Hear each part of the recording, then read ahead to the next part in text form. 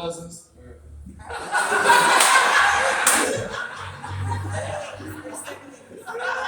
I get drunk sometimes. Fuck it. I forget cousins exist. I forget aunties, uncles exist. But legit, fuck my real family. Okay. So we get the fuck, is that what you're saying? But hey, your next comic coming to the stage, like I said, we got more regional comedians. This next bro coming to the stage comes all the way, he's from Kokomo, right? Comes all Kokomo, down with Jimmy. I haven't seen him before, but I hear he's a treat. Give it up to Mr. Sean Del Ripple.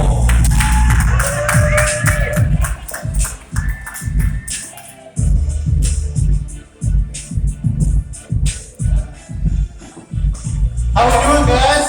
Yeah. Yeah. I like that you make fun of the way my friends dress while dressed like an Armenian drug dealer.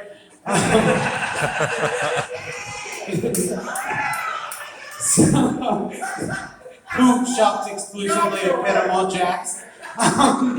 Anyways, take a look at all this. I'm kind of a big guy, you know? And a lot of people think that's a negative thing. But I'm here to tell you it's actually pretty cool to be fat. Like if I get an attractive girl to have sex with me, she typically does all the work. Bad thing about that though is it's usually a one-night stand because nobody's hashtag relationship goals is reenacting the movie Knocked Up. Nobody wants to fuck Seth Rogen but me. Anyway, my weight came up a lot in my last relationship. You know, even when things were good, I'd just be in front of the mirror like, dang, babe, I need to lose a little weight. She'd be like, no, you're not fat, baby. But as soon as I pissed her off, man, that shit would flip right around. Fuck you, fat boy. That's why you're gonna die alone, because you're a fat piece of shit. She was bipolar. Actually, you know, when I met that girl, she was living in a trailer park. And my dad used to tell me that trailer park relationships were a lot like baseball. And I never understood it, but now I do. So what it means is first, she's probably going to hate you. She might even run from the cops. Hell, she might even steal your car. And then after you break up with her, you see her outside your home, run. Come on, guys, I thought those were good baseball metaphors, you know? Anyway, I ended up marrying that woman. We were married 49 long years. And I know what you're thinking, I don't look that old. You're right. She was just a bitch, so I count that shit in dog years. So, you know, after her, I found this other woman that I was very, very much in love with. Things were going really well, you know. I thought we were going to have a long-lasting relationship. Like, I didn't think she'd ever walk out on me. I mean, she was in a wheelchair, but I just thought we had chemistry, you know? I thought we had chemistry. And then she broke up with me in like a really public way. We were at a restaurant, and she was like, "You'll never push me around again." I didn't even know I was controlling. So I hate this new thing that restaurants do where like if they don't ask you a specific question, you get something free. Like if your server doesn't ask you if you want an appetizer, you get a free appetizer. No thanks. I like my food spit free. You know what I'm saying? Snitches get stitches. That's like the only thing I learned in public school. So who's all sick of COVID? Everybody sick of COVID, ready to get done with that? You know, I am too. But you know who doesn't care about COVID? Old people.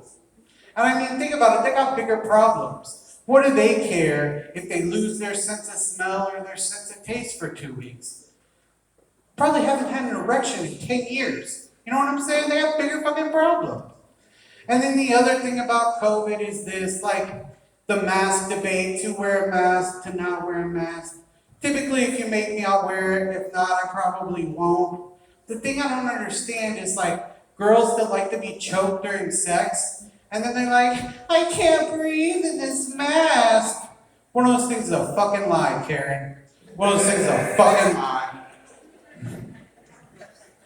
So I'm not a very confident guy, especially when it comes to things like my penis size. I'm not saying I have a small dick by any means. It's just kind of average. Like if my dick was on Uber, it'd get 3 stars. It can take you where you need to go, but you're not gonna be super impressed by it or anything. Any weed smokers in the crowd tonight? Weed smokers! Yeah! So I've been smoking weed since I was 15 years old. It's probably why I went into comedy. But in all that time, I smoked weed with a lot of people. I was actually smoking weed with this Mexican girl the other day, and it was going really, really well. She was very attractive. And then I fucked it up as usual. I asked her if she had any papers. She just took off. She just took off, man. I'm telling you. So,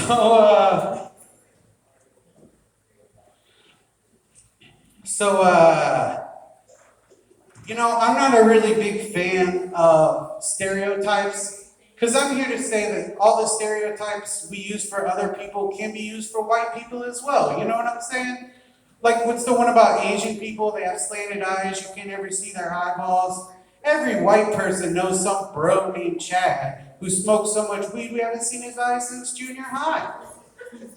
And then what's the thing about Hispanic people? Like, they have so many kids, there's always so many people in the car.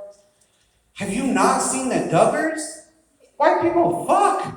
And then the worst one, the thing that makes no sense to me, is the stereotype that black people steal. Correct me if I'm wrong, but didn't white people steal black people? I mean, that's just American history, guys. You know what I'm saying? I'm here to say the only good reason to hate somebody is if they're an asshole, and assholes come in every color. You know what I'm saying? So I feel like we're at the time in my set where I can tell you guys a story. You guys want to hear a story about my childhood? Yeah.